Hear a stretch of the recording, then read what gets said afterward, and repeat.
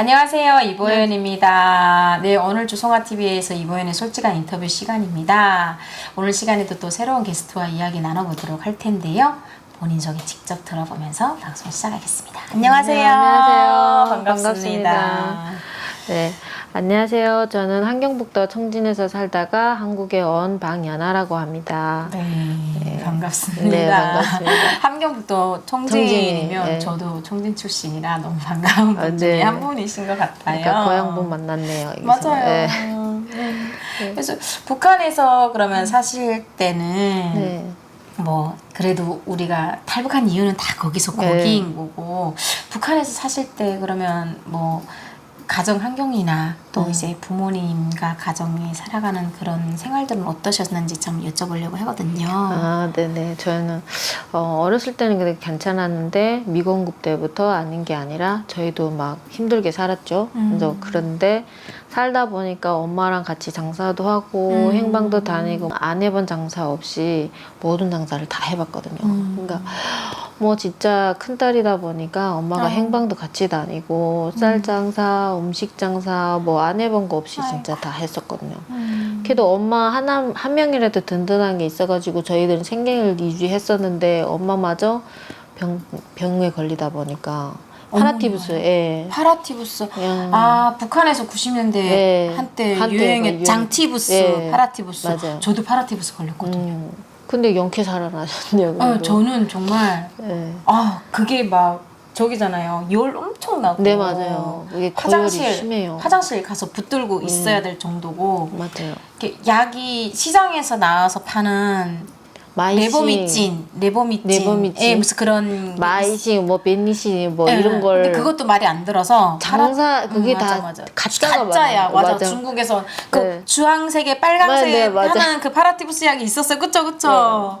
그 약을 먹었는데 맞아요. 그걸 잘 사야지 정말 그나마라도 네. 조금 효과 있는 걸 있었는데 저는 그때 이후로 머리가 다 빠지고 아, 진짜? 머리 이제 기억력이나 이런 게 좀 많이 없어진 것 같아요. 머리가 일단 엄청 빠졌고 그거는 뭐 먹지도 못하자 맨날 네, 이제 맞아요. 화장실 맨날 가가지고 이렇게 저는 김치물로 살았거든요. 김치물을 김치물을 이렇게 희석해가지고 그 김치물도 없으니까 더게 아주 그냥 국자를 내리 눌러가지고 펴가지고 물하고 희석해서 김치물로 살았던 것 같아요. 그게 정말 무서운 병이거든요. 네, 우리 그럼요. 코로나처럼 그쵸? 네, 맞아요. 맞아요. 코로나처럼 그거는 정말 진짜 코로나랑 똑같은 거네. 북한을 휩쓸었던 병 맞아요. 중에 하나에 많은 사람들이 죽었고. 이제 보니까 코로나하고 똑같네요. 막 열 날고 막 맞아요. 설사를 하고 막 맞아요. 진짜 밥맛도 없고요. 그리고 뭘 못 먹어요. 예, 못 먹었죠. 그런데다가 더 없어서 못 먹으니까 더 한 거죠. 영양이 부족하고 영양이 막 부족하고. 면역력이 다 딸리고 막 이러니까. 그러니까 약 한 번도 못 써보고 그냥 우리 엄마 아빠는 그냥 돌아가신 거예요. 아니 파라티푸스 걸렸는데 돌아가셨다고요? 예, 예. 끝내 약도 못 쓰고 밥도 못 먹고 아무것도 못 드시고 그냥 돌아가신 거예요. 그래서 너무 그때 막내 동생이 13살밖에 안 됐거든요. 너무 기가 막힌 거예요. 하늘이 막 무너지는 거 같고. 그때가 몇 살이셨던 거예요? 18살이요. 이렇게 또 아픈 얘기를 하니까 또 눈물이. 그 병으로 많은 분들이 돌아가셨어요. 예, 정말로. 맞아요. 예, 정말 빠르게 손을 쓰거나 약을 제때 못 쓰게 되면 워낙에 영양들이 많이 이제 면역력이라는 영양들이 약하고, 빠져나가면서 그쵸. 하면서 그 큰 병이 탁 치니까 사람들이 그냥 손 쓸 새 없이 많이 죽어나갔던 맞아요. 병 중에 하나인데 맞아요. 두 분이 다 그때 돌아가신 거예요? 네. 아빠가 10월 달에 돌아가시고 엄마가 11월에 돌아간 거예요. 아니 그때가 지금 나이가 그때는 제가 18살 때였죠. 그때 두 분 다 여의신 예, 거예요? 예. 그때 다 어떻게 돌아갔어요. 장례를 치르셨어요? 장례는 아빠 같은 거는 친척들이 그 청진에 있다 보니까 그래도 아빠 이제 친척들이 다 해줘 고모들이랑 해줬는데 엄마는 친척들 그 형제들이 다 원성도 있고 평양에도 있고 뭐 본강에도 있고 다 헤어져 있다 보니까 다 살기 어렵잖아요. 그러니까 그걸 죽었는지 살았는지 우리는 뭐 전화도 없고 뭐 아무것도 없으니까 편지 한 통이 몇 달 있다가 가니까 그게 뭐 언제 어떻게 기다릴 상황도 안 되고 그래서 엄마는 진짜 간도 못 하고 그냥 가만히 동네 사람들 그냥 가만히를 해가지고 그냥 이렇게 묻었어요. 그런데 너는 저는 너무 가슴이 아프죠. 근데 아빠보다도 엄마를 엄청 기대하고 믿고 이렇게 했던 건데 엄마가 너무 불쌍하고 막 그랬었는데 그게 진짜 장례도 제대로 못 치르고 갔으니까 너무 가슴 아프죠. 지금도 안 잊혀져요. 그 나이에 부모 잃은 슬픔도 아버지를 한 달 전에 여의시고 네. 또다시 어머님까지 네. 돌아가셨는데 장례 같은 걸 뭐 해봤겠어요. 뭐 그 어린 게 뭐 어린 할 나이에. 줄도 알겠어요. 뭐 그냥 당하고 무섭기만 하고 또 엄마 아빠가 다 눈을 못 감고 돌아가시고 뭐 이러니까 그래서 저는 그때 그 나이 때 하늘이 무너진다는 느낌을 그때가 아는 거예요. 당연하죠. 와 이게 하늘이 무너진다는 느낌이구나. 그러니까 동생들까지 딸렸는데. 네. 그러니까 동시에 기둥이 집안에 훌 무너진 것 같잖아요. 그러니까 저는 계속 걸어가다 땅 치면 울고 또 걸어가다 또 땅 치면 울고 막 그렇게 했어요. 근데 그때 생각을 하게 되면 진짜 내가 이거 살아야 되나? 이게 살아야 되는 건가? 막 엄마 아빠는 왜 나만 두고 갔지? 이러면서 왜 나를 이렇게 힘들게 해야 돼? 동생들은 그 누가 키우라고 내가 어떻게 힘들게 키우냐고 막 그때 상황에는 그런 생각을 가장이 되어버리니까. 네 그러다 보니까 나도 막 죽고 싶은 거예요. 너무 힘드니까 먹을 건 아무것도 없지. 엄마 아빠는 진짜 뭐 여기 분들은 뭐 재산을 물려받고 뭐 어쩌고 하지만 그게 뭐 재산이 뭐 있어요? 아무것도 없죠. 집 한 채면 진짜 족하고 그런데 미천 하나 없이 먹고 살아야 되는 거 생계를 유지해야 되는데 동생들까지 있으니까 너무 힘든 거죠. 차라리 나도 죽고 싶다. 엄마 아빠 따라 가서 죽고 싶다. 막 이러면서. 그렇죠. 18살 어린 나이에 감당하기에는 한 달 차를 두고 아버님, 어머님을 잃은다게 하면 정말 하늘이 아니라 진짜 지구가 쪼개진다고 해도 과언이 아닌 그렇죠. 정말 슬픔인 거죠. 네, 맞아요. 너무 누구에게나 일어날 일은 아닌 일이 박연아님에게 일어났던 너무 아픈 이야기인데 또 방송에서 그래도 이렇게 어렵게 꺼내주셔서 감사해요. 그래도 어머님, 아버님이 그 사회에서 그렇게 좀 우리가 잘 챙겨 못 드리고 철없어서 뭐가 없어서 몰라서 못 해드렸지만 지금은 그래도 좋은 곳에 가서 이렇게 잘 따님이 살아가는 모습을 지켜보리라고 믿고 있고 싶습니다. 자, 그러면 그렇게 그럼 계시다가 가장이 되신 거잖아요. 네, 그러면 맞아요. 그 동생 두 분과 어떻게 살아남으셨어요? 뭐 집이 있다고 해도 집도 뭐 나랏집인 거지. 그냥 그렇죠, 살 수가 맞아요. 있는 거지. 네, 뭐 네. 그것도 뭐 팔아가지고 뭐 할 수 있는 것도 아니고. 네, 그렇죠. 어떻게 살아가셨던 거예요? 그래서 그때는 제가 18이 돼서 또 큰아빠가 너는 이제는 학교를 졸업했으니 일을 해야 된다. 그래서 또 고아원에서도 저를 받아들이지 않았어요. 아, 고아원에서. 네, 그래서 동생들은 안 되겠다. 고아원을 보내야 되겠다 해서 동생들이 고아원에 있었어요.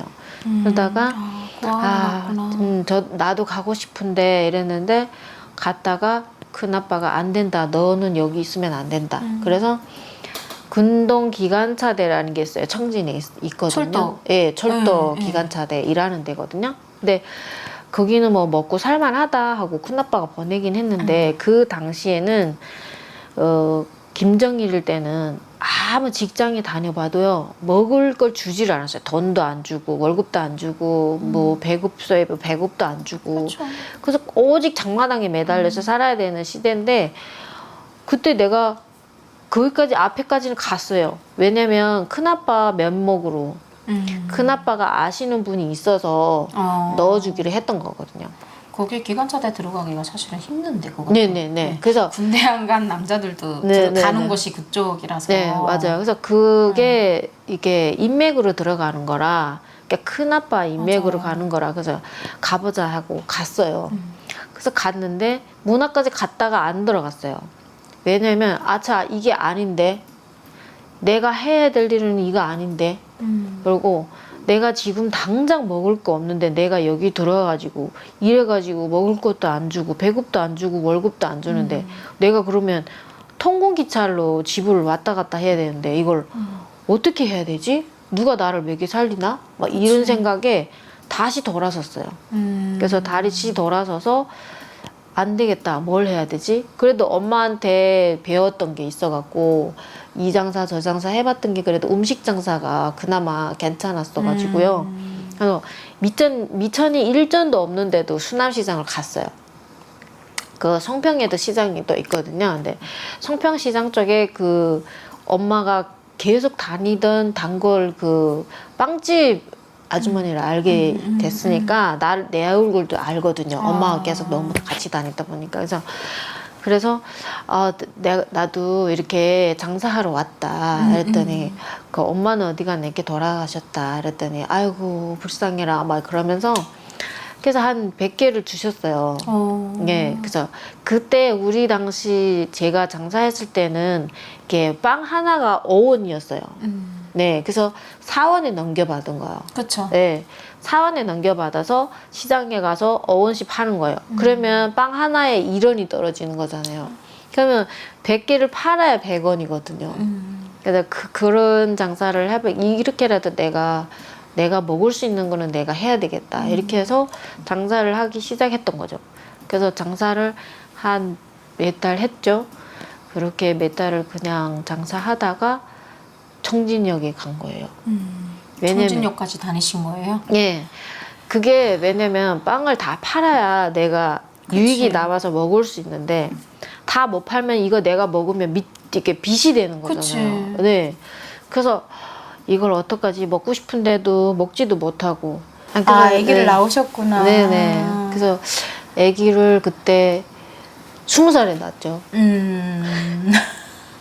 19살에 왔다가 저는 갖고 싶지 않았는데 시아버님이 시어머니랑 자꾸 가지고 싶어 해가지고 그쵸. 그래서 어쩔 수 없다. 그래서 내가 여기에 살아야 되는 이상은 근데 그냥 돈 벌어서 동생한테 가고 싶다는 그 생각이 좀 더 많이 늘 컸던 것 같아요. 갖고 있지. 네. 달아나야 되나? 네. 공식적으로 얘기를 맞아요. 하고 가야 되나?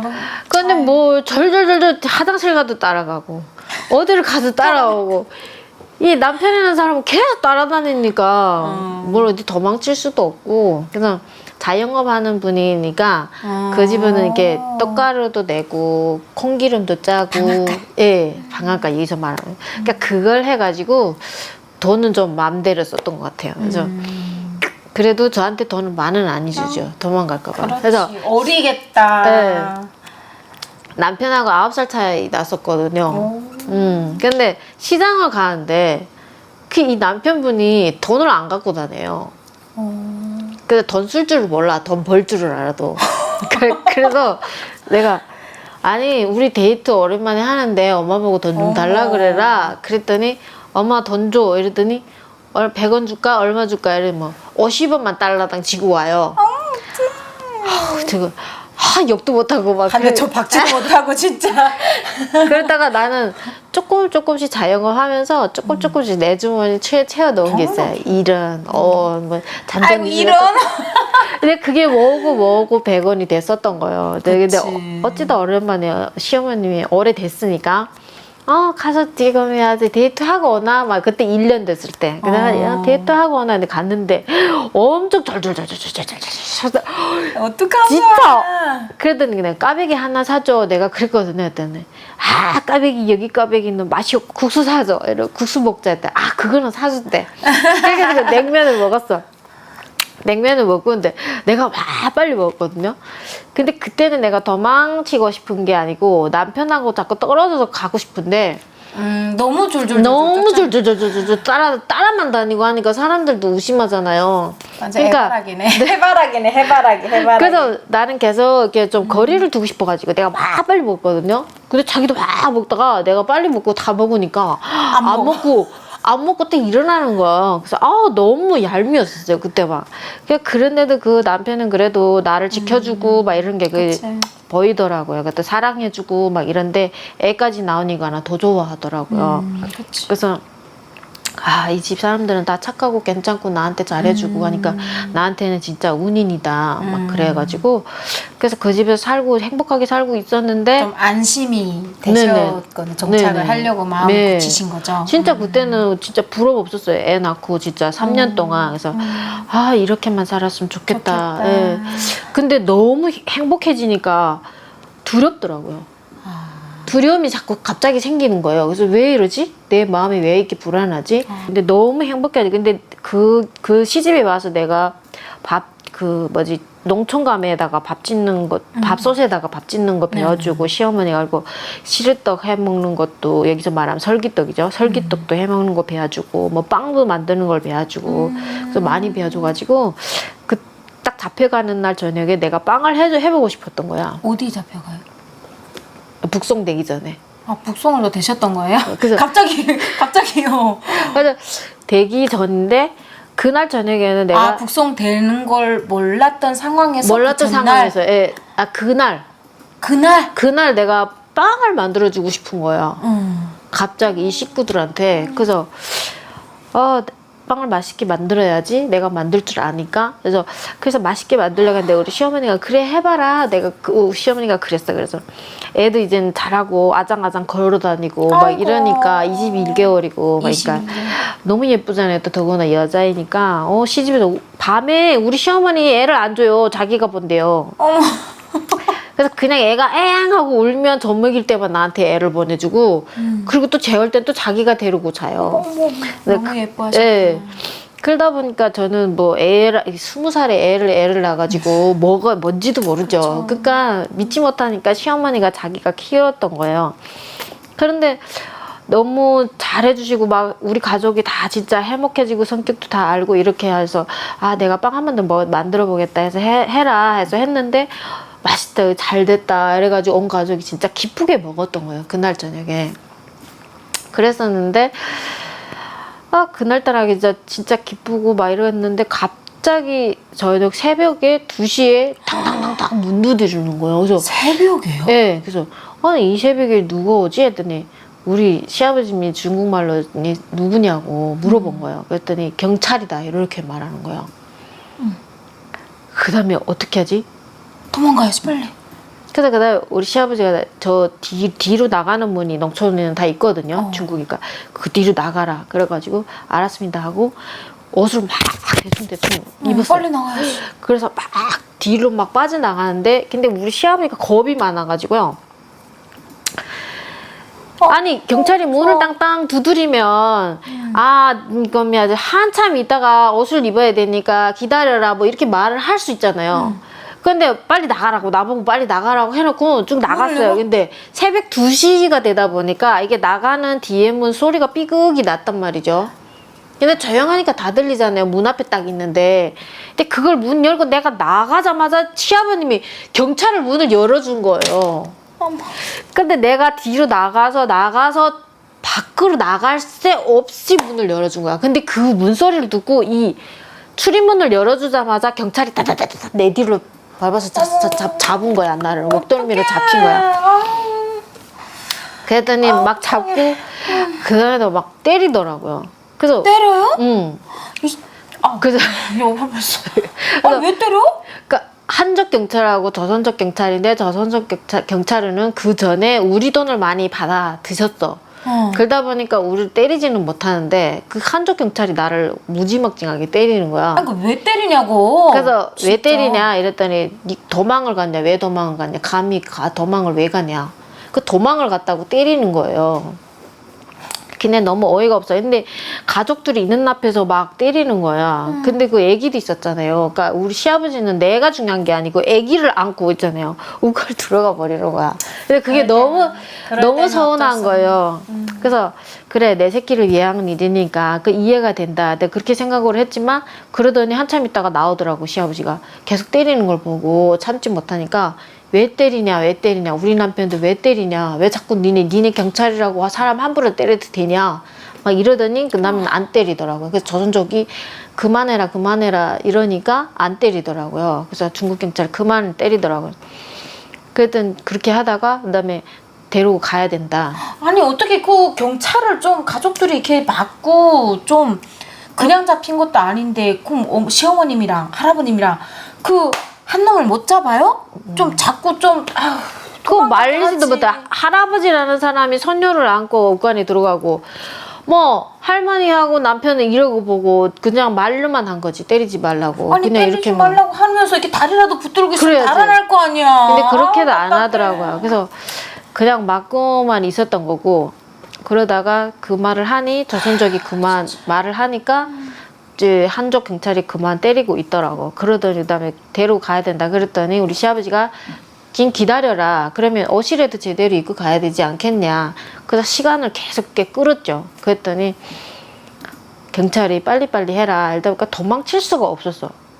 딱 지키고 보고 있으니까. 그러겠지. 근데 옷 갈아입느라고 미닫이를 닫고 있었는데 시어머니가 들어와서 옷을 이것도 입어라 저것도 입어라 하면서 계속 겹겹이 입었어요. 그러니까 겨울이다 보니까 괜찮긴 했었는데 그래서 이것도 가져가라 저것도 가져가라 막 그러면서 엄마 이게 다 필요 없다 가슴 다 뺏긴다 막 그랬지. 근데 그래도 가져가라 막 그러면서 뭐 좋은 건 아니지만 뭐 시계랑 결혼식 때 입었던 뭐 코트랑 이런 걸 입고 갔었어요. 그래서 잡히게 된 거죠. 그래서 잡혀서 어쩔 수 없이 차에 가기로 북송되기를 했는데 남편이 자기 나 마누라를 잡아간다고 경찰차에다가 돌을 던진 거예요.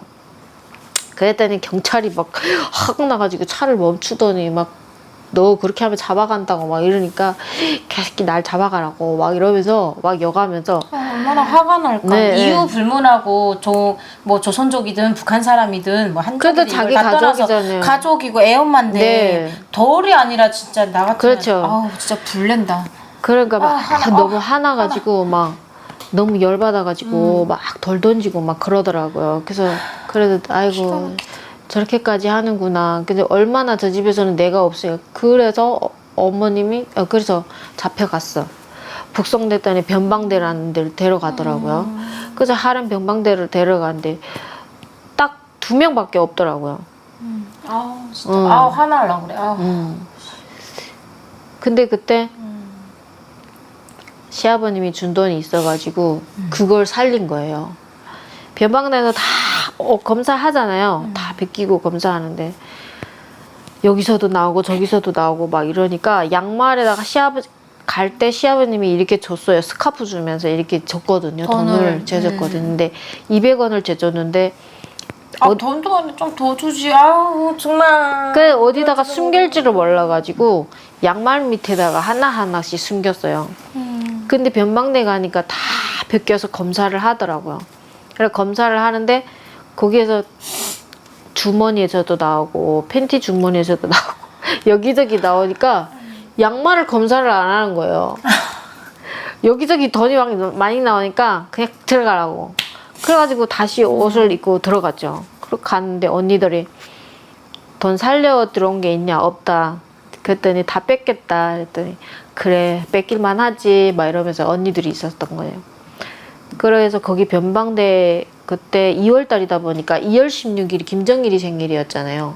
그러다 보니까 북한에서 안 받아들인다고 한 달 동안 있었어요. 그 변방대.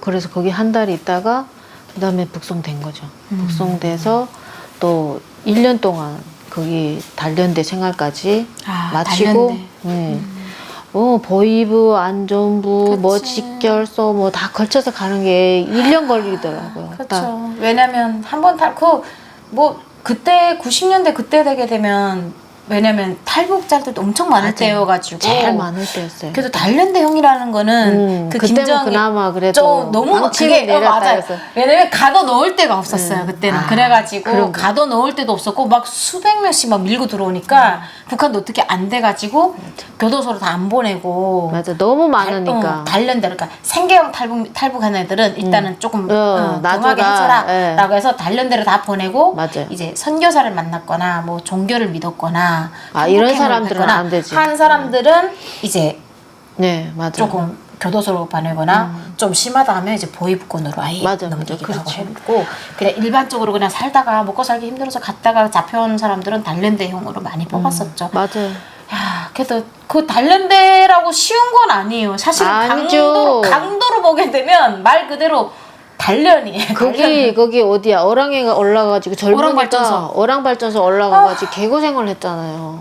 오랑발전소 갔어요? 네, 참나무 아주 그냥 생나무를 찍어가지고 6m 되는 나무를 우리 여자 몸으로 이걸 메고 와야 되고 그게 치여가지고 네, 산에 무슨 내리고 아우 그 생나무다 보니까 진짜 그 나무가 굴리면 진짜 엄청 무서워요. 이게 돌아가시는 예, 사고 가파랗고 엄청 막 그래갖고 그 오랑발전소 나가셔가지고 좀 이렇게 그 덜격대 사람들도 있어요. 덜격대 따로 있고 한참 이쪽으로 오게 되면 우리 단련대들이 쫙 집 지어놓고 있거든요.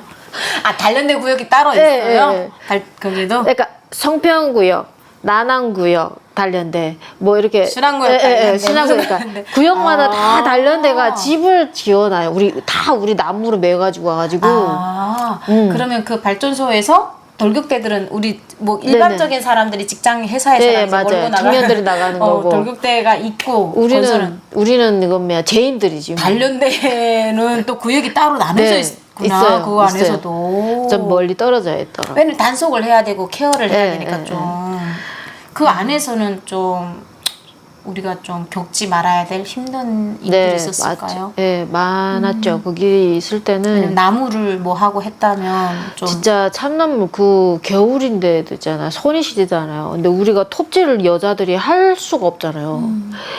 근데 그래도 그때는 양심이 있어가지고 이렇게 저를 묶어줘요. 그래서 남자분들이랑 여자분들 같이 이렇게 합쳐서 가거든요. 그러면 그 한 조에 한 명당 몇 개씩 몇 메다짜리 딱 직진 대리가 딱 꽂고난 나무를 몇 메다짜리를 참나무를 6대씩 해오라 뭐 이렇게 해요.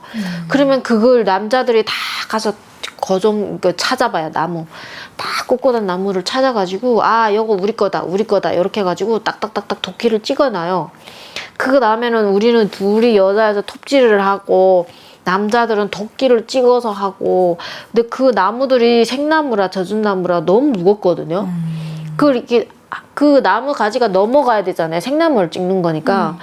그러면 잘못하면 거기 부딪혀서 막 그 사고 나가지고 다리 부러지고 막 머리 깨지고 막 이런 분들이 있었거든요. 안전조치도 취하지. 없죠. 단련되는. 그럼 그렇게 다치게 되면 어떻게 처치를 해줘요? 그 병원은 데려다주고 심한 애들은 병원은 데려다주고 심하지 않은 거는 그냥 그 의료기구 갖고 다니니까 그냥 무슨 뭐 약이나 발라주고 무슨 그리고 쉬게 하고 그래요.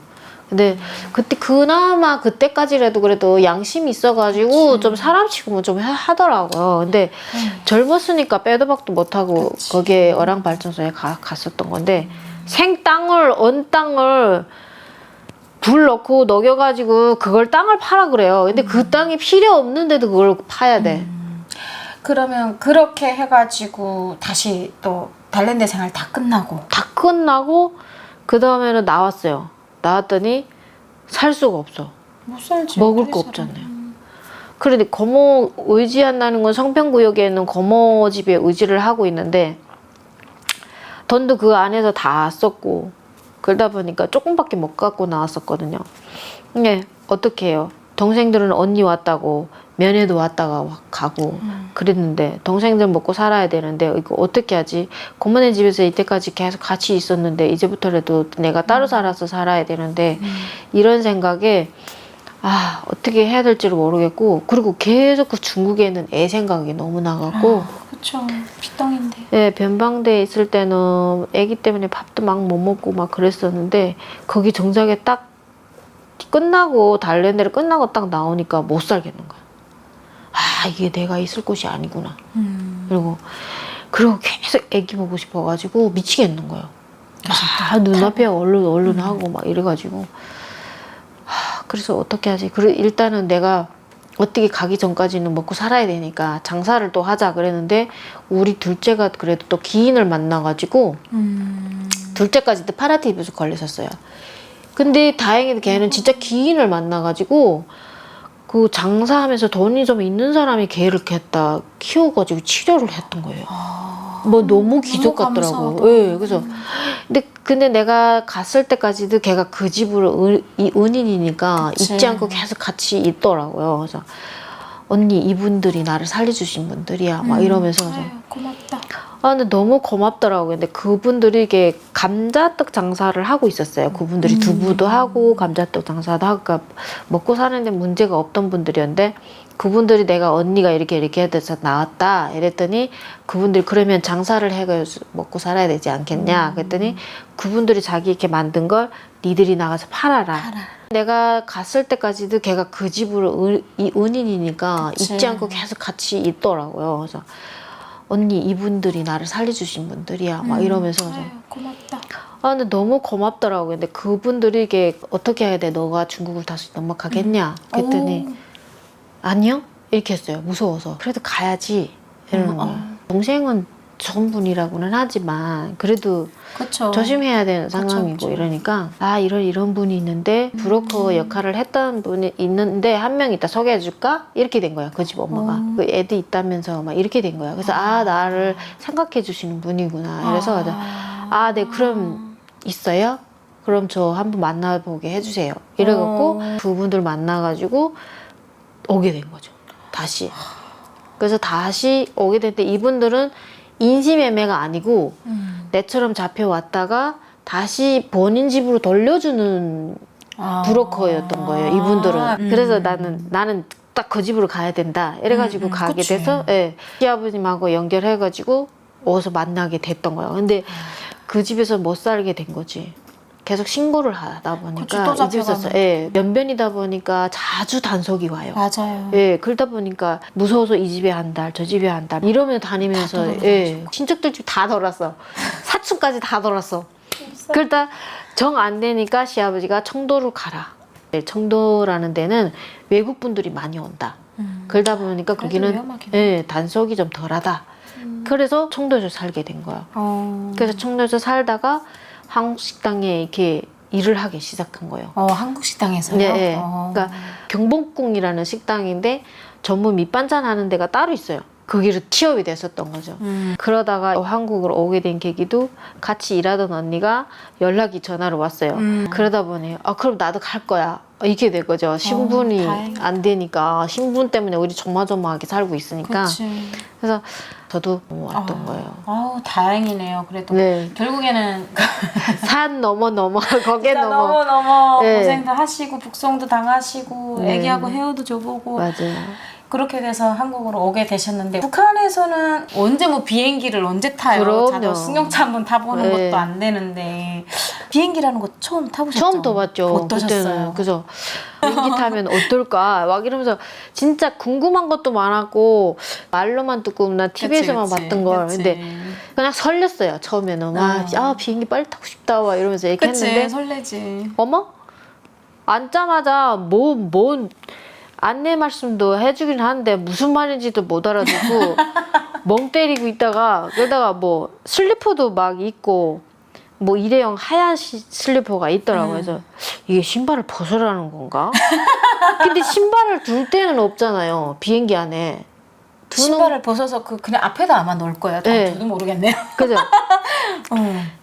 그럼 이걸 우리 신으라는 거야. 뭐야? 이거 가져가라는 건가? 막 이러면서 그러고 있다가 다른 사람들 옆으로 이렇게 쭉 보니까 신고 있더라고요. 그래서 이거 신으라는 건가? 그리고 또 신고. 일회용을. 근데 일회용은 전기장인데 위에 이렇게 전기장도 이게 엄청 얇잖아요. 근데 아니 무슨 신발이 없어서 이 사람들은 이런 걸 신고 이렇게 신나요? 전기장보다도 아니죠. 완전 엄청 그 얇은 걸로 버사보 같은 그쵸. 그런 걸 잘 이렇게 됐더라고요. 그치. 이걸 왜 신어야 되는 거지? 막 이거 신고 이러면서 돌아다니라는 건가? 그것도 아니고 그리고 또 우리가 지금 말로는 헤드셋이지만 우리는 기막이라고 생각을 하잖아요. 그러니까 기막 따뜻하게 해줘요.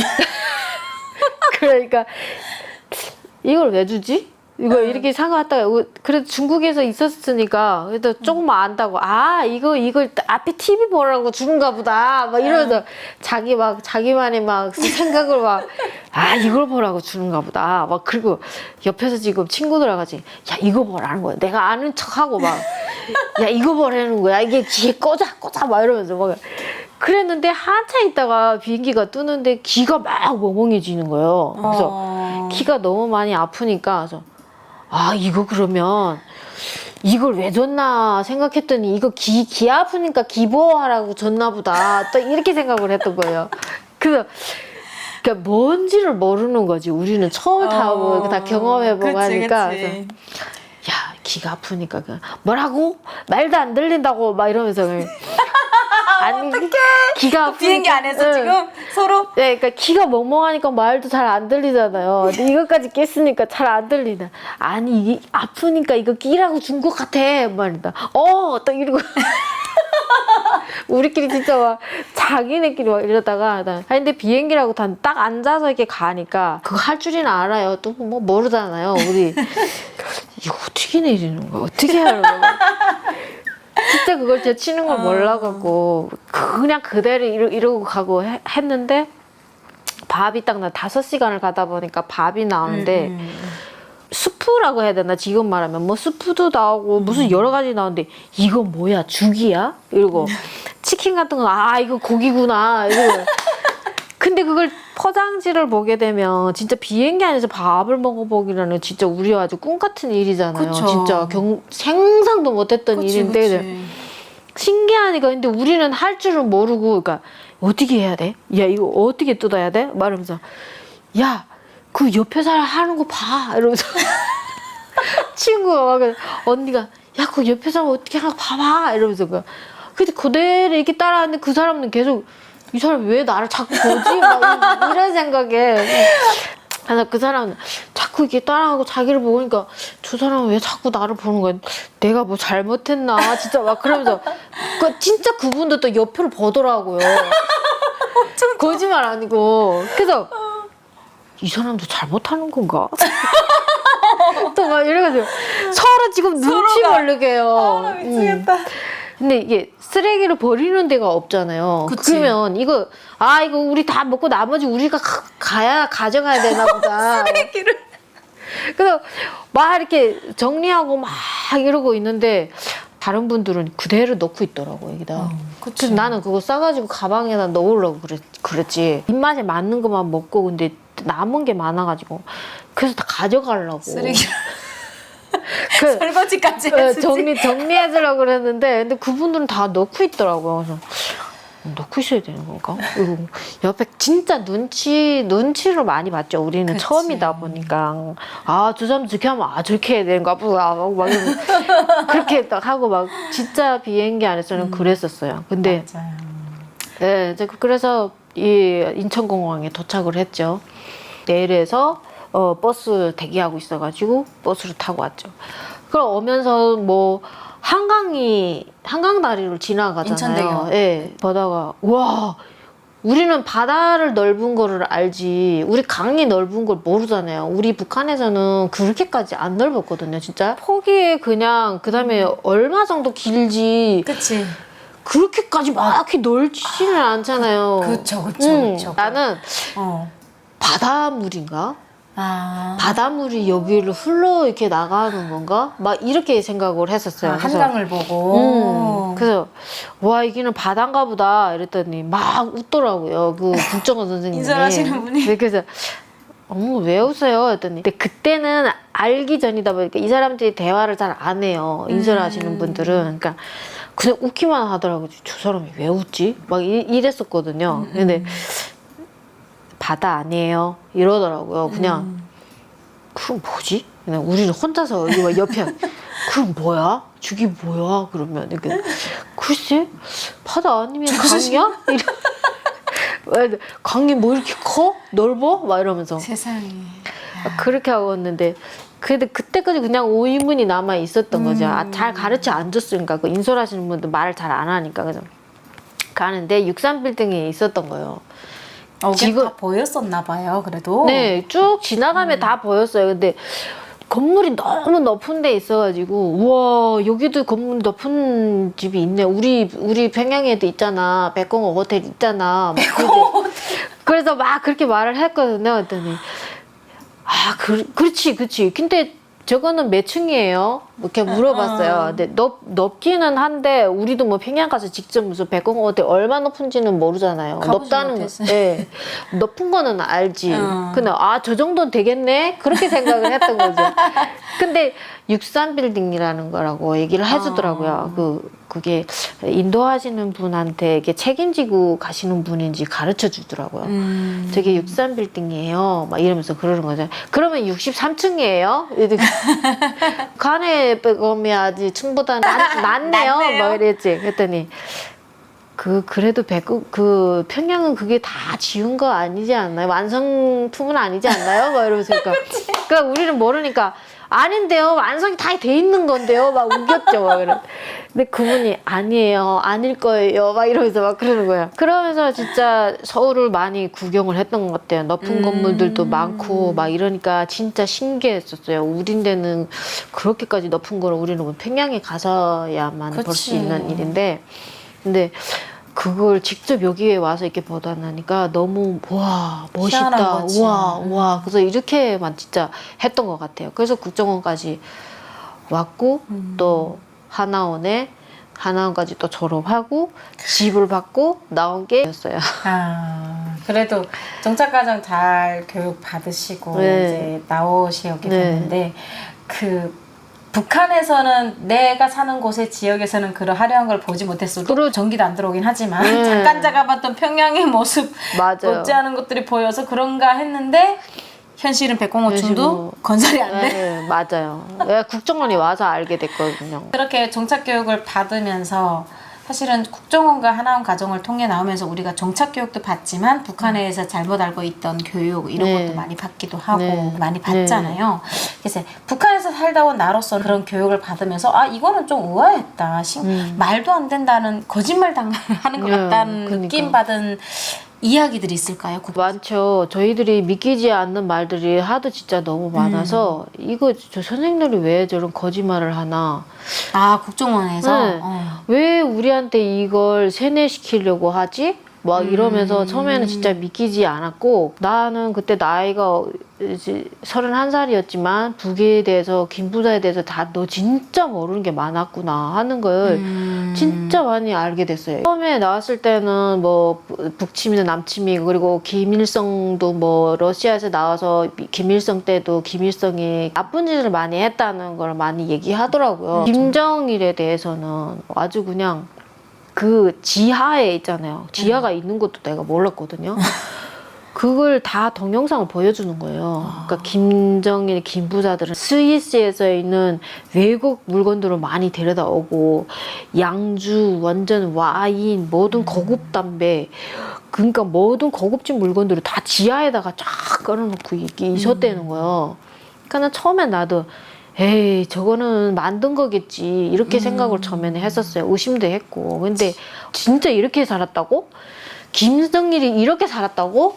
막 이러면서 자기 백성들은 다 굶어 죽었는데 자기는 진짜 저렇게 배 터지게 진짜 고급 우리 보고는 뭐 일본 것도 쓰지 말고 뭐도 쓰지 말고 하면서 자기네는 전부 외국 것만 갖다 쓰고 외국 것만 먹고 하니까 진짜 이랬다고? 우리가 자꾸 믿기지 않으니까 국정원 선생님들 자꾸 이렇게 됐었다. 이렇게 됐었다. 계속 자꾸 퍼즐을 맞춰주고 하니까 그래서 이렇게 먹고 살았구나. 그래서 김정일은 핵무기 때문에 그냥 언데다 그 핵무기에다만 돈을 쳐놓고 우리 백성들은 다 굶어 죽게 했고 김정일이 또 마누라가 많다는 거예요. 누구야? 김정일이. 근데 나는 김정일이 마누라가 누군지도 몰랐어요.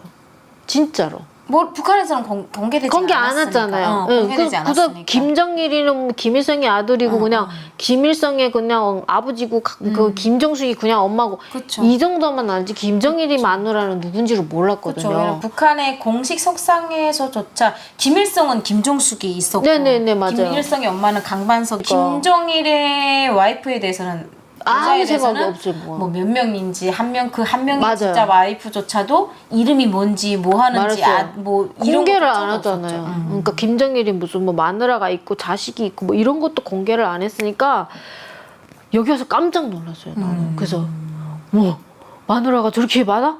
막 이러면서 자식도 저렇게 많아?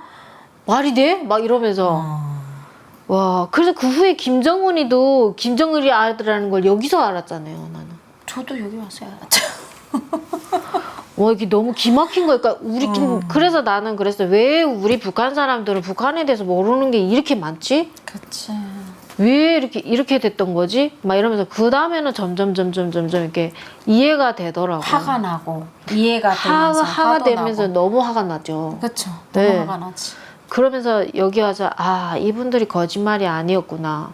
그리고 국정원에 있을 때도 그 책을 쓴 걸 이렇게 보게 되면 아 이게 사실이구나. 막 이런 걸 더 믿게 됐던 거죠. 저도 보게 되면 정말 처음에는 여러분 그게 믿기지가 않거든요. 안 믿겨요. 네, 진짜로. 워낙에 거기서 수십 년간 네, 그렇게 세뇌를 너무 당하는데 당했죠. 여기 와서 한순간 아 그래요? 와 이러지는 않아요. 아, 그럼요. 사실은. 응. 근데 그거를 아까도 얘기했지만 이렇게 퍼즐을 맞춰주고 저희들에게 올바르게 이제 인식을 가져야 교육을 하는 걸 보면 그러니까 상식적으로만 생각해도 아니라는 거 아는데 그것만 그 상식마저도 완전 흐트러지게 만드는 게 수십 년간 받았던 그 세뇌, 그래, 북한의 맞아요. 세뇌인 거죠. 나는 그 한경도에서 우리를 말하는 경찰청이죠. 안전부 교환수가 아내인 줄 알았는데 대신 아니었던 소문은 이렇게 돌았어요. 아, 그 여자 이름 뭐였지? 저 청진의 교환수였는데 그 교환수가 김일성, 김정일 현지지도 내려왔다가 그 여자를 이제 데리고 갔는데 그 함경도 지카리에서 데려갔어요. 그 여자가 집이 본가가. 본처는 성예림이잖아요. 그러니까 그건 여기 와서 알게 된 거고 북한에서 알게 북한에서 됐던 거는 일단은, 그냥 우리 고모네 교환수. 동네에서 교환수가 갔으니까 아 김정일 와이프다라고 했어 그렇게 알고 있었던 거예요. 근데 그 여자가 딸만 낳아가지고 다시 여자를 들였다 요 정도만 소문이 암내에 돌았었거든요. 근데 그게 누군지는 몰랐고 그 여자가 갔다가 이제 아들을 못 낳아서 어떻게 조금 저게 됐다라는 것까지만 알았는데 요게 성예림, 고영이 무슨 별의별 심지어 뭐 고영이 언니는 막 탈북 망명까지 한 네네네. 여자고요. 아니 탈북자를 왜 잡아가? 지도 탈북자 가족이면서 쟤도 그래요. 김정은이 쟤도 탈북자 가족이에요. 근데 왜 그 탈북자들 잡아가고 탈북자 가족들을 그러니까. 처벌을 하냐고요. 그러니까 이게 정말 그것도 일본의 막 그 고영이 아버지가 막 그 앞잡이도 네, 했고 맞아요. 그 일본 놈들 네. 막 옷도 만들어주고 이런 놈들이었다는데 씨, 나쁜 놈. 그러니까 저 뭐지 이거 완전 상상도 못하는 일이 나니까 정말 그냥 놀랐어요. 어머 이렇게 했다고? 처음에는 믿기지 않았지만 그다 진짜 우리를 믿게끔 국정원 선생님들 노력을 많이 해서 막 이렇게 해서 보여주니까 아 그래서 이랬던 거구나. 아 그래서 이랬던 거구나. 그러니까 의문이 다 하나하나 풀려졌던 것 같아요. 그쵸. 예.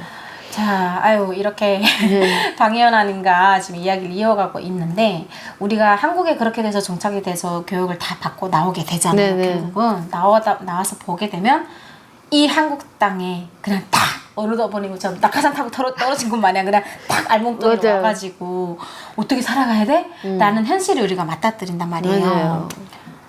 잘 적응하셨나요? 아유 적응은 못하죠. 아유 금방 나왔을 때는 뭐 그 집에 오게 되니 큰 방에 혼자 있는 것 같고 아무것도 없는 방에 혼자 그치, 있는 것 그치. 같고 계속 울기만 하다가 근데 아유.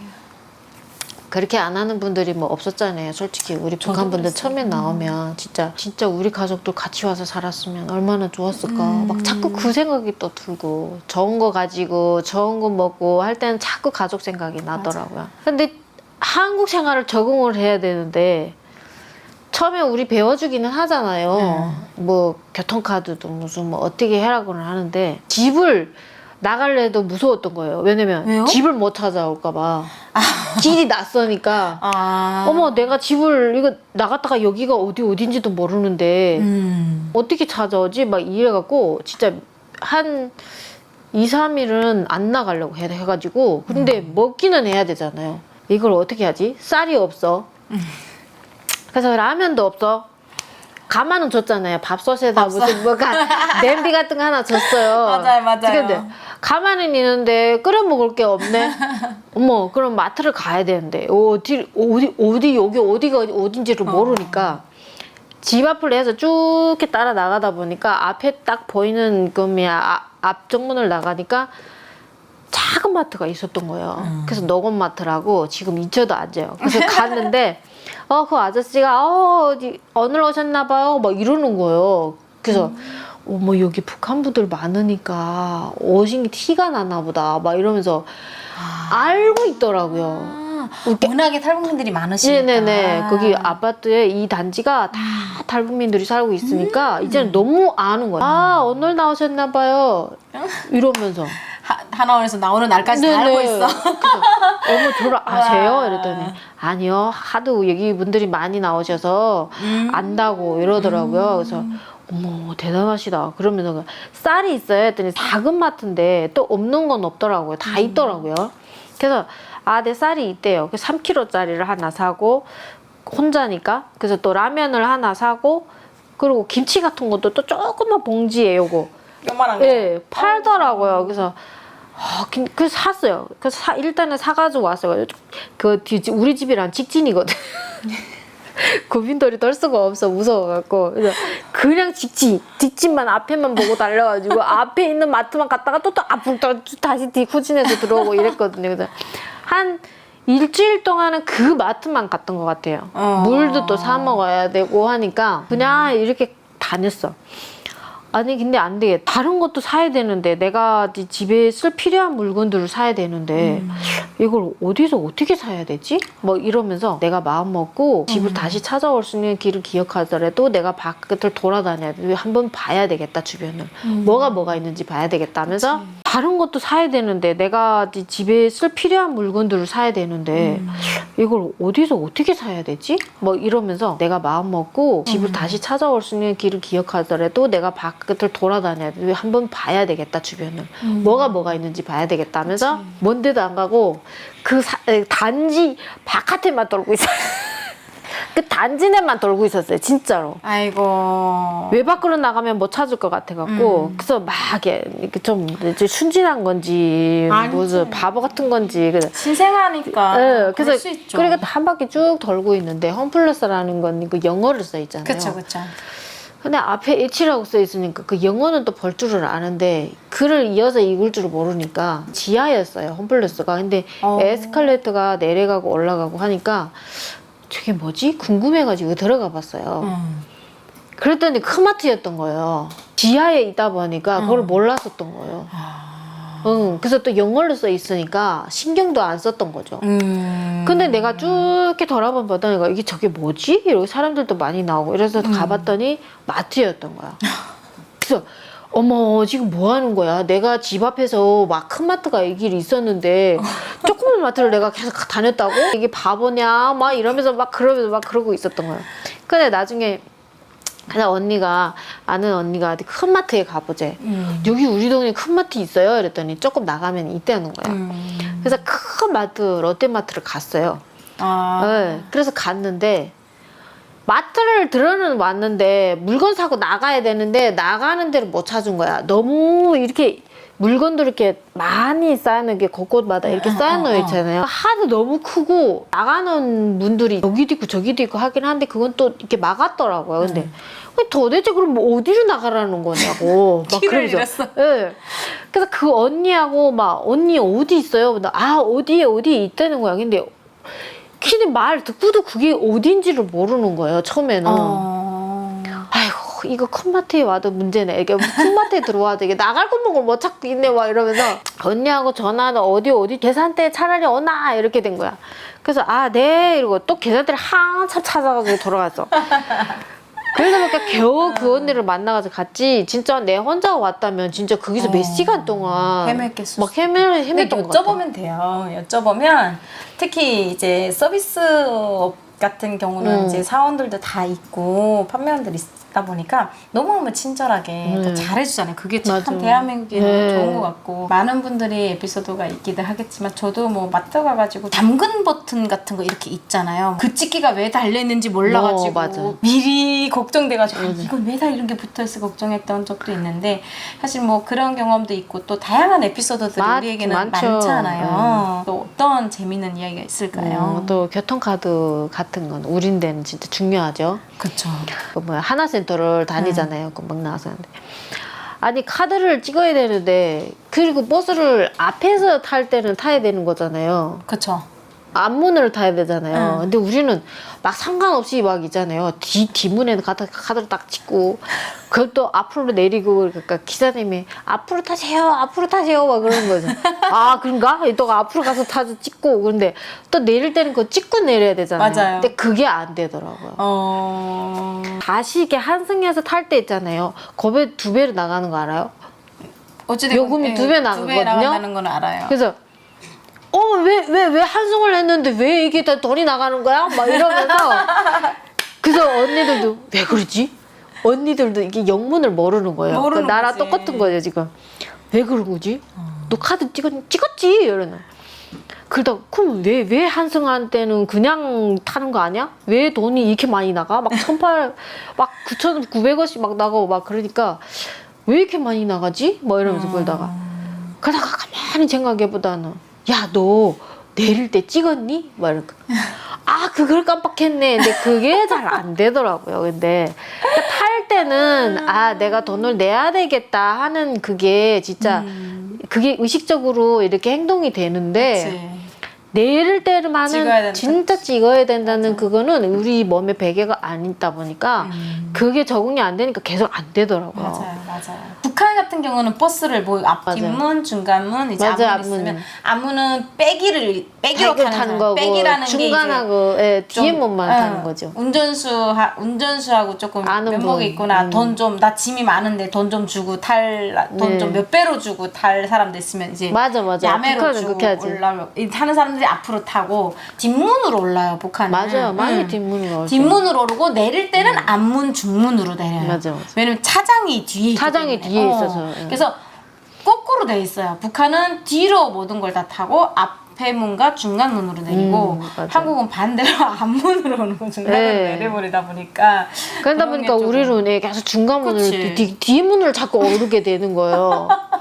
그래서 근데 뭐라고는 안 하는데 우리가 다 이렇게 몇 명 갈 때는 다 뒷문을 타니까 앞문으로 타세요 막 이러더라고요. 맞아요. 그래서 앞문을 타야 되는 거구나 하고 또 앞문을 타고 이랬는데 근데 습관이 잘 안 되니까 처음에 금방 왔을 때는 계속 앞문대나 막 오른 거야. 앞문으로 오를 때도 있고 뒷문으로 막 오를 때도 있고 그 뒷문으로 올라가다가 문이 딱 닫혀서 부딪히는 막 그럴 때도 있었고요.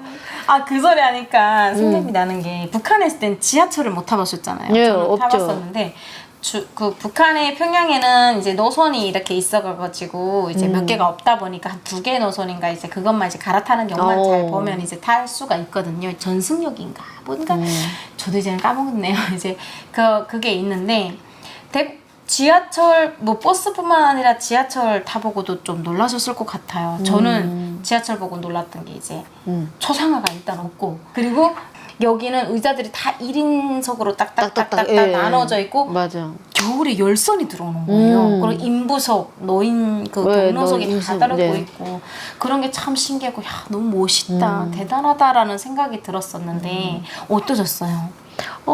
지하철 저도 타보고 지하철 진짜 처음 타보잖아요. 우리 한국에 가서.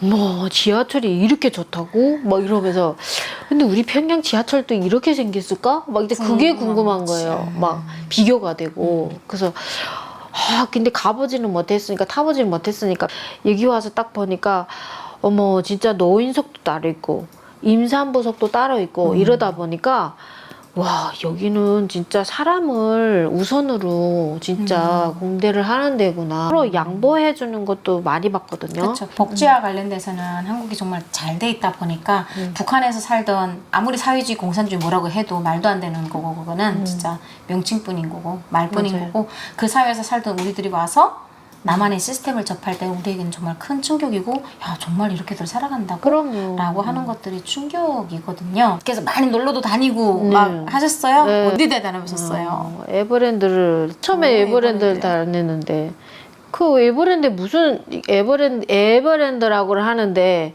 그 말 자체를 외울 수가 없었어요. 따라할 입에 수가 붙지 없어요. 않아서? 예, 붙지 않아서 분명히 뭐라고 말을 했는데 또 까먹고 계속 그러더라고요. 그래서 한참 신나게 놀다가 집에 가면서 우리가 갔던 데가 어디라고? 막 이러면서 우리 놀러 갔던 놀이동산의 이름이 뭐라고? 막 이러면서 근데 그 같은 기수에 나왔던 언니들이 계속 어디 갔냐고 놀러 갔냐고 물어본 거예요. 그래서 내가 거기 엘리베이터라는 데로 놀러 갔어. 내가 막 그랬거든요. 그랬더니 엘리베이터가 또 나와. 그랬더니 언니들은 같은 기수니까 그래 그런 데 간 거야? 그냥 이렇게 된 거예요. 근데 서로 모르니까 네. 잘못만 해도 몰라. 근데 친한 언니가 그래서 어디 놀러 간 데 있어? 어디 놀러 간 데 뭐 있으면 우리 너 데리고 놀러 갈까? 이랬더니 네 우리 나 오자마자 엘리베이터 놀러 갔다 왔어요. 막 그랬더니 네. 그랬더니 막 갑자기 웃더라고요. 그래서 왜 웃지? 막 이랬더니 야 그게 무슨 엘리베이터야? 그게 에버랜드지 막 이러면서 그게 에버랜드지. 에버랜드지 엘리베이터 아니라니까 엘리베이터 맞다니까요. 막 이랬더니 아니야 그거 엘리베이터는 우리가 타고 다니는 게 엘리베이터고 이거 타는 게 엘리베이터고 에버랜드는 우리 놀이동산에 놀이기구 타는 게 에버랜드라고 하는 거야. 그랬더니 그런가? 근데서야 내가 말을 잘못했구나 이렇게 또 한 적이 있고 또 그러니까 그 단어 자체가 입에 붙지 않았던 네, 거지. 맞아요. 에버랜드 엘리베이터가 헷갈린 거잖아. 헷갈리는 거죠. 모르는 맞아요. 게 아니라 들어서 애자가, 분명 예. 알고 있는데 분명 앞에 애자가 둘이 똑같은 거야. 너무 웃겼어요. 그래서 언니가 너무 빵 터지는 거야. 형부랑 같이. 왜 웃어요? 놀이동산 갔다 왔다는데 그런 일도 있었고요. 그래서 또 운행에 가서 있은 일인데 네, 운행에 가서 또 금방 와가지고 10만 원을 줘야 되는 일이 생겼는데 10원을 준 거예요. 내가 10만 원 줘야 되는데 10원 네, 줬다고? 뭔데 10원? 그러니까 그 보증금 우리 임대 아파트에 처음에 들어갈 때 열쇠를 주면서 무슨 처음에 내는 뭐 내는 선수금, 게 있어요. 선수금. 선수금인가? 뭐 내는 게 있는데 10몇만 원인데 제가 돈이 없었어요. 브로커 비용을 다 주다 보니까 돈이 없어서 그랬더니 나 돈 없는데 돈 안 두는 줄 알았는데 이랬더니 그 동생이 언니 내가 그럼 10만 원 빌려줄게 이래가지고 빌려준 거예요. 현금을 줬어요. 그래서 알았어 고마워 내가 생계비 나면 그거 바로 갚을게 이러고 그랬어요. 근데 생계비 딱 들어왔어. 그래서 네가 계좌번호 보내줘 이래가지고 그래서 그건 또 배운 거 있어가지고 그 계좌번호를 해서 보낸다는 게 10만 원을 동그라미를 더 보고 쳐야 되는 건데 그냥 은행에 가서 숫자를 10이라고 치고 원이 있더라고요. 그래서 10,000원을 눌러야 되는데 그치. 15 뭐 하게 되면 요즘은 10,000원도 돼 있긴 하던데 예전에는 숫자가 나와 있고 10만 한글로 만을 눌러 네, 그리고 원 눌러야 되는데 그냥 숫자를 10이라고 쓰고 그 다음에는 원을 눌러버린 거예요. 그래서 눌러버려가지고 자 이체다 이체됐다 이러고 동생한테 전화를 했어. 그리고 10원을 줬어. 그래서 동생한테 전화해서 야 나 지금 금방 입금했어. 그러니까 알았어 언니 이러더니 고마웠어. 그리고 끊었어요. 은행에서 나왔지? 네. 계좌 이체하고 나왔어요. 언니 나한테 10원을 주면 어떡해 이러는 거죠. 뭔 소리야 분명히 내가 10만 원을 넣었는데 돈 빠져나갔다고 통장에 딱 찍혔다고 그러니까 그게 문제가 아니고 10만 원이 아니고 10원을 보냈다고 10원 아니라고 내가 통장을 딱 봤을 때 10하고 점하고 0이 딱 붙어 있더라고요. 이게 뭐지? 이러고 그게 10 그게 10 0이 붙어서 이게 10만 원인 줄 알고 그래서 아니야 통장에 분명히 여기 찍혔어요. 그러니까 언니 그게 그러니까 10원이지 막 이러는 거야. 그래? 이러다 언니 동그라미 뒤에 5개 붙어야 된다고 막 이러면서 그러니까 그런 거야? 이러고 어머머머 어떻게 하냐 막 그러면서 다시 또 운행을 뒤돌아갔던 거예요. 야, 그 친구 똑똑하네. 숫자를 이게 진짜 헷갈렸던 거예요. 동그라미 숫자가 잘 안 되니까 자꾸 헷갈리는 거예요. 그러니까 그런 게 그러니까 우리가 어렵고 이게 익숙되지 않은 생활이다 보니까 진짜 많이 어려움이 있었던 것 같아요. 이렇게 운행에도 그렇고. 근데 뭐 그게 방열아님뿐만 아니라 그냥 한국에 와서 정착해가는 탈북민들이 누구나 한 번쯤 그렇겠죠. 다 겪는 일들 중에 하나이긴 하거든요. 그래서 뭐 사연들이 다 비슷비슷하기도 한 것도 있지만 그래도 서로가 내 감정과 각각의 다른 사람들이 느끼는 그 에피소드들에 또 이렇게 귀를 기울여 주시는 시청자분들께 너무 감사한 마음이고요. 또 이어서 가볼 텐데 대한민국 사회에 와서 겁나기도 하고 두려웠던 것도 있단 말이에요. 분명. 많죠. 하고 싶어도 하지 못하는 것도 있고 사고 싶고 먹고 싶고 해도 좀 두려운 것도 있는데 혹시 그런 것들은 있었을까요? 아니 그럼요. 처음에는 옷을 못 사겠더라고요. 옷을요? 이게 그 금액을 동그라미 계속 해봐요. 이게 얼마야? 익숙하지 않은 숫자잖아요. 그치. 맞아요. 그러니까 그거는 이런 단위부터 시작을 하니까. 네네. 그러니까 이렇게 다시 100, 1000만, 12,000원이네. 이러고 옷을 못 사고 우리가 왔을 때도 그나마 옷들이 쌌어요. 5,000원짜리도 막 있고 10,000원짜리도 막 있고 이랬는데 근데 12,000원짜리도 너무 비싼 거예요. 바지 하나. 막 이러니까 그게 너무 비싸서 못 사고 마트에 가서 있잖아요. 감자도 가격 보고 있잖아요. 처음에는 진짜 옷도 못 사 입었었어요. 솔직히. 그래서 5,000원짜리만 사서 계속 입었었어요. 그래도 좋다고 막 기쁘다고 막 그랬었고 막 그랬거든요. 맞아요. 정말 두렵기도 한데 그게 현실이다 보니까 조금 시간 지나야 네. 정착을 해가고 그럼에도 불구하고 나 이거 해보고 싶어서 이것까지 해봤다. 이런 것까지 경험을 해봤다. 라고 하는 게 있을까요? 아, 있죠. 난생 처음으로 회사 끝나가지고 회식을 하는데 나이트라는 데를 간 거예요. 아 나이트. 나도 못 가봤는데 나이트. 그래서 나이트는 어떤 데인가? 막 이래가지고 그랬더니 가서 그냥 춤추는 거래요. 심장이 그랬어요. 그래서 그냥 가서 춤추는 거예요. 회사에서 예, 간 회사에서 거예요? 나이트를 간 거예요. 그 남자애들 다 가도 되는 거예요. 근데 다 간대요. 그래서 간 건데 아니 들어오기도 전부터 무슨 뭐 부킹 하실래요? 뭐 이러는 거예요. 거기 외탁들이 그 남자분들이잖아요. 부킹이 뭐예요? 내가 그랬어요. 그랬더니 모르지. 여기서 부킹을 왜 해요? 내가 그랬어요. 그랬더니 나는 부킹이 뭐냐면 결혼식 때 이렇게 부케를 던지는 거 있잖아요. 신부들이 던지는 그 부케인 줄 알았거든요. 아 부킹을 부케로 네, 알아듣었구나. 그래서 여기서 부케를 왜 줘요? 내가 그렇게 했거든요. 그랬더니 네 이러면서 그러니까 못 들었으니까 아닌가? 내가 말을 잘못했나? 그래서 눈치 빨라가지고. 네, 그랬더니 못 알아들으니까 내가 말을 잘못한 건가? 막 그렇게 됐었던 거죠. 처음이니까 아무래도. 그랬더니 아니 부킹 하세요. 저기 좋은 남자분이 뭐 어쩌고 저쩌고. 이건 또 뭐야? 이렇게 그 다음에 이어가게 된 거죠. 그래서 에? 내가 남자를 왜 봐요? 내가 그랬어요. 그랬더니 아니 저기 멋지고 잘생긴 뭐 전 오빠들이 있어요. 막 이러는 거야. 근데 언니들이 있었어요. 북한 언니들이 같이 회사 다니고 있었는데 근데 가자 이러는데 언니는 부킹이 뭔지 알아? 내가 그랬더니 이거 남자들 여자들 소개시켜 주는 거야. 막 그냥 재회사로 같이 가보자. 막 그래서 근데 그 외탁도 계속 꿀잖아요. 막 그때도 또 뭐 나이가 어렸었으니까 24살이고 막 그러니까. 그래서 아 그래 얼떨결에 따라갔어요. 그래서 갔는데 막 룸메이 갖다 둔 거예요. 근데 무슨 어디 뭐 어디 대표고 뭐 어느 회사 뭐 사장님들이고 막 이런 거예요. 근데 그분들한테 앉으라는 거예요. 근데 내가 노래 도우미도 아닌데 여기를 왜 내가 왜 왔는데 뭐 그랬지. 아니 앉으세요 이런다. 술 한잔 하세요. 그래서 근데 이게 뭐야 노래 도우미야? 이게 기분이 나쁘더라고요. 난 당연하죠. 노래 도우미를 생각하는 거야? 뭐 이러면서 막 아니 그냥 술 한잔 그냥 하세요. 그냥 이야기 나눠요. 뭐 이렇게 하더라고요. 그래서 아 그냥 말만 하는 건가 보다. 가서 앉았어요. 언니가 자꾸 앉으려는 거야. 그래서 딱 두 분이 있었어요. 그래서 술 한잔 해요? 이러면서 그걸 따라주시고 그래서 그냥 마시고 이러다가 노래 한 거 불렀어요. 그러다가 화장실 갈게요 이러고 나왔거든요. 그래서 나는 아 부킹이라는 게 이런 거구나. 내가 그래. 이건 알고 가야지 모르고 가면 아주 당할만한. 그래도 만난 거 먹자. 아 클럽에서 만난 거 안 나오나? 스테이크랑 막 이런 거는 아니 그건 그런 안 나오던데. 예, 그냥 과일. 과일 같은 거나 그냥 뭐 한치 같은 거나 무슨 이런 마른 안주 같은 거 나오고 그다음에 그 사장님들이 높은 분들이니까 룸에서 그냥 무슨 뭐 양주 마시고 뭐 이런 건데 양주 같은 거 우리 먹어봤어요? 못 먹어봤잖아요.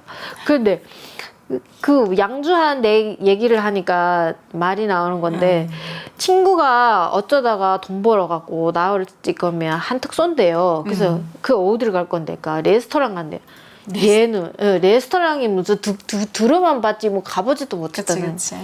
갔어요. 갔는데 뭐 먹을 건데 다 스테이크가 있더라고요. 근데 스테이크가 여러 가지더라고요. 근데 그래서 내 친구가 이거 맛있는 거 먹어야 하고 그리고 뭐 하얀 걸 갖다 주더라고요. 물 음료수인지. 그 음료수인 줄 알았어요. 딱 마셨거든요. 술인 거예요. 이게 뭐야? 이랬더니 화이트 와인이라는 거예요. 그래서 나는 투명 화이트 와인. 네. 그러니까 나는 와인은 다 빨간 줄 알았잖아요. 아, 그쵸. 포도주처럼. 맞아요, 네. 맞아요. 근데 이게 와인이라는 거 이게 술인데? 내가 막 그랬더니 이게 뭔 술이 이렇게 막냐 투명하고 하얗냐 이랬더니 아 이거 화이트 와인이야. 맛 봐 이게 스테이크하고 딱 맞춤이야. 막 이러면서 얘는 너무 먹어본 거야. 그래서 스테이크에는 많이 네, 그때 딱 먹으니까 맛있더라고. 그래서 내가 아 이 맛에 레스토랑 고급진 데를 어는구나. 그래서 그때 한 번 딱 그 친구 따라서 스테이크 와인 스테이크 썰어보고 와인 맛도 보고 그랬었던 거예요. 야. 방연아님하고도 오늘 또 이야기를 나눠봤는데 네. 정말 재밌는 이야기 들은 것 같은데 말씀을 너무 조곤조곤 하셔가지고 아, 감사합니다. 저는 좀 말이 좀 빨라가지고 아, 네. 저기 한다고 하는데 참 이렇게 차분하게 얘기하시는 분들이 참 부럽더라고요. 예, 이렇게 마무리를 하는데 저희 방송에서 마지막에 이제 고향에 있는 친구들이나 가족들에게 보내는 영상 편지 하나가 있어요. 짧게. 아. 예, 이렇게 누구에게 어떻게 보내실지 친구나 가족에게? 네, 친구나 가족, 그러니까 북한에 지금 계시는 분들에게 나 한국에 지금 이렇게 와보니까 이랬고 이렇게 살고 있다라고 하면서 그 영상을 하나 남기는 게 있어요, 간단하게. 그래. 저는 그냥 남겨주고 싶은 사람은 동생들이죠. 그쵸, 가족이 동생. 중요하긴 하죠. 많이 보고 싶고 이런데 여기에서 좋은 나라에서 살면서 진짜 좋은 거 먹고 좋은 거 입고 좋은 걸 모든 걸 다 하면서 살면서 다른 거는 다 떠나서 있잖아요. 자유도 있지만 자유도 있고 좋긴 하지만 제일 중요한 게 병원인 것 같아요. 그래서 저도 몸이 좀 많이 아픈 환자인데 내가 여기를 안 왔으면 진짜 북한에 있었으면 죽어 있었겠다. 진짜 이게 대한민국에 와서 나는 지금까지 이렇게 살고 있구나. 진짜 대한민국만한 복지랑 병원이랑 잘 돼 있는 데가 없는 것 같아요. 그래서 동생들한테 그냥 우리 둘째도 그때 연락을 받았을 때 담낭이 안 좋다고 했는데 아이고. 너무 걱정이 되더라고요. 그냥 여기 와서 모든 걸 다 치료받을 수 있게 해줄 수 있는데 지금 같이 없으니까 너무 안쓰럽고 속상하고 막 그래요. 그래서 언젠가는 만나서 여기 와서 진짜 같이 살 날 기다리고 있긴 하거든요. 기도도 하고 하는데 언제면 될까요? 과연 만날 날이 오겠죠? 그래서 동생들하고 같이 살았으면 하는 희망이에요. 네, 또 좀 다른 분들하고 좀 특별한 메시지인 것 같아요. 그러니까 그냥 뭐 살아있을 때 우리 만날 때까지 행복하게 잘 살길 바라고 한다, 버텨만 달라라는 메시지들이 대부분이다 보면 또 우리 방연아님 같은 경우는 동생이 아프니까 네. 그 아픈 동생을 그리는 마음에 네. 어떻게 만날 수 있으면 만나서 빨리 아프지 그럼요. 않게 해드리고 싶은 네. 그 마음이 더 크신 네, 것 같아요. 맞아요. 물론 이제 보고 싶은 것도 있겠지만 그쵸, 또 그쵸. 이 사회라면 빨리 어떻게 좀 몸을 회복하고 좀 맞아요. 그런 기회가 있을 텐데 그렇지 못한 동생을 안쓰러워하는 네. 또 그래서 또 만나고 싶고 이 사회에서 같이 함께 행복하게 살고 싶은 방연아님의 메시지였던 것 같습니다. 우리 탈북민들 다 하나 같은 마음이라고 생각을 하면서 오늘도 방연아님하고의 인터뷰 여기서 마무리하도록 하겠습니다. 시청자 여러분들도 아프지 마시고 늘 건강한 모습으로 지내시길 바라면서 여기서 인사드리도록 하겠습니다. 감사합니다. 감사합니다.